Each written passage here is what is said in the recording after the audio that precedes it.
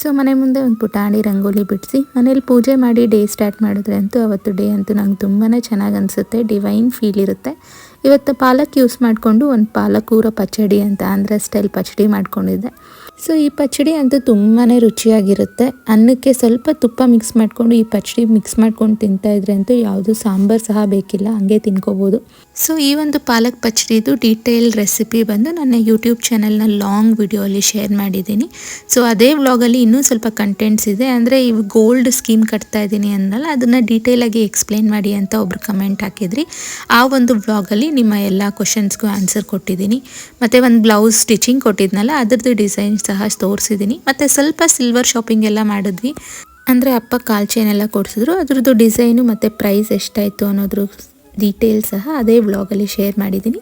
So ನಿಮ್ಮಲ್ಲಿ ಯಾರಿಗಾದ್ರೂ interest ಇದ್ದು ಟೈಮ್ ಇದ್ದರೆ ಹೋಗಿ ಒಂದು ಸಲ ಚೆಕ್ ಮಾಡಿ. ಮತ್ತೆ ಸಿಗೋಣ.